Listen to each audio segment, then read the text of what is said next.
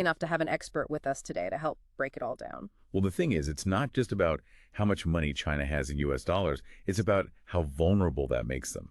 Think about it. Those sanctions against Russia, real wake-up call. Holding all that wealth in a currency controlled by another country, that's a risk, right? It's like all your eggs in one basket, but someone else is holding the basket. Exactly. So China's looking for alternatives, and their digital yuan, that's the ECNY, is a big part of that. And look, before we go any further, let's be clear. This isn't Bitcoin. It's completely different. The ECNY, that's a CBDC, meaning it's issued and fully backed by the Chinese government. Think of it like a digital yuan, yeah? Designed for stability, control, not like the roller coaster we see in the crypto markets. So less about replacing the US dollar entirely, more about creating another option, another way to do business. Precisely. Diversifying their risk. Potentially, and this is the key word, potentially chipping away at the dollar's dominance, especially in trade. And this is where it gets really interesting because our research mentions Tether, that digital token pegged to the US dollar. It's already handling a crazy volume of transactions, surpassing Visa even. So could China, with the ECNY, be aiming for something similar, but on a much, much grander scale? It's definitely possible. I mean, think about it. China's reserves, they absolutely dwarf Tether's market cap. We're talking enormous leverage here. They could easily incentivize other countries to start using the ECNY, offering better trade terms, discounts, maybe even underwriting loans in their new digital currency. Wow, that's a bold move. But would other countries really play ball? Wouldn't they be worried about, becoming reliant on China instead of the US? There's always hesitation with these things, right? But let's be realistic. The current system heavily favors the US. So yeah, countries might be willing to at least explore other options, especially if it means more leverage in negotiations, less dependence on a single currency. Makes sense, right?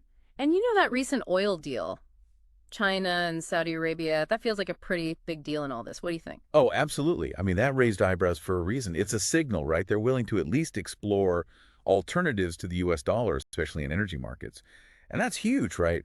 That's been the bedrock of the petrodollar. So if more countries decide to, follow suit, what does that even mean for the average investor? Like me? Should I be worried? Right. Is my portfolio going to take a hit? It's not about panicking. It's about adapting. The key takeaway here is, and I know you hear this a lot, but diversification is key. Right. A lot of investors, especially here in the U.S., have portfolios that are just, well, they're really U.S. heavy. But we're seeing that a globally diversified approach, that's becoming more and more important. So spread the risk, right? Different regions, different types of assets. Exactly. Don't just think geographically there. Think about currencies too. Holding assets in different currencies, that's a hedge. If one currency weakens, you're somewhat protected. And this is all part of China's strategy. They're not just like creating a digital currency in a vacuum here. They're building a whole ecosystem around it. Yeah, our research mentioned a potential SWIFT alternative. Can you talk more about that? What does that even mean? So SWIFT, that's basically how most international payments happen, right? Right. It's the system. Right. And while the U.S., they have a lot of control within SWIFT, China's alternative, well, it aims to create a whole parallel system, one where they have more control, one that bypasses U.S. oversight. Whether it's truly decentralized, well, that's the question, isn't it? Or does it just shift reliance from one superpower to another? Jury's still out on that one. So it's like they're building a whole new highway system, and maybe it's got faster routes, lower tolls, who knows, maybe more rest stops, right? But it's an alternative for those who want to use it. I like that analogy. Yeah. And, with this new system, it could be a lot easier for countries to trade without ever touching the U.S. dollar. Again, chipping away at that global dominance. Okay, so let's bring this home for our listener.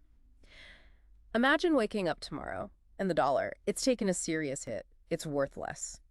What does that look like in real life? What changes for, the average person? All of a sudden, things you need, things you're used to, maybe they get more expensive. Imported goods, travel, even buying stuff online from other countries, prices go up, your investments could be affected. And like we were saying, if most of your investments are in the U.S., you might really start to feel it. This is exactly why it's so important to understand what's happening globally, even if you don't think of yourself as a financial whiz. Yeah, because it feels very in the weeds, global finance, but it all comes back to us eventually. It hits our wallets, it hits our lives. So let's switch gears a little bit and talk strategy. What can our listeners actually do to, navigate this, maybe even benefit from it. So we've talked about diversifying, right? But like you said, even if you think you're diversified, you might still be way too US focused. So what are we actually doing here? How do we really diversify globally? Yeah, you got to look under the hood. Don't just go by the name of the fund, right? Yeah. Think about increasing your exposure to emerging markets, Asia especially. There are ETFs, mutual funds, that focus specifically on sectors that are, poised to grow in a world where it's not all about the U.S. Think fintech. Commodities. And, don't be afraid to think about actively managed funds, too. Yeah. It's a lot to navigate, right? Having a professional in your corner could be worth it. Yeah. Makes you feel a little more secure, maybe. So another thing our research mentioned was central banks buying up a lot of gold, like a lot of gold. Is that something we should be doing too? Or is that, a big players only kind of move? Well, gold has always been that, like, classic hedge against inflation, right? Currencies going haywire. Gold holds its value. But, and this is a big but, it's not a sure thing. Gold can be volatile too, and its price doesn't always line up with what's actually happening in the economy. So yeah, it's about finding that balance. What's your risk tolerance? What are your goals? Okay, so we've got diversifying globally, maybe adding some gold to the mix. What about the, let's call it the adventurous route, investing directly in these new digital currencies, like the ECNY, for example? Could be big rewards, but probably some big risks too, I'm guessing. Oh, for sure. This whole digital currency world, it's still a work in progress, big time. Are there opportunities? Absolutely. Yeah. But you got to be careful. And here's the thing. Investing in a CBDC, like China's ECNY, totally different ball game than like playing around with Bitcoin or Ethereum.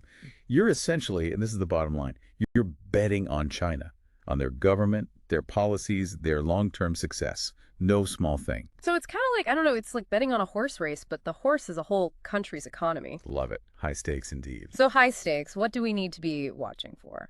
Information is key, right? Stay informed. What are the regulations doing, both in China and globally?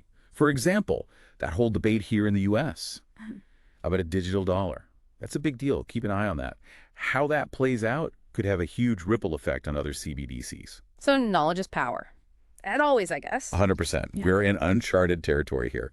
The old rules, they might not apply anymore. So yeah, staying informed, diversifying, understand these new technologies, that's going to be crucial if you want to not just survive, but thrive in the years ahead. So to sum it all up, China going digital with the yuan. This is a big deal. Could reshape everything we think we know about global finance. And yeah, there are a lot of unknowns here, but one thing's for sure. Staying informed, adapting. Key for all of us, whether you're a seasoned investor or just starting out. Couldn't have said it better myself. It's a fascinating dynamic space to watch. Yeah. The whole way we think about money, investing, even global power dynamics is all being challenged right now. Exciting times. It really is. It's a lot to think about. Big thanks to our expert for, walking us through all of this. It's complicated stuff.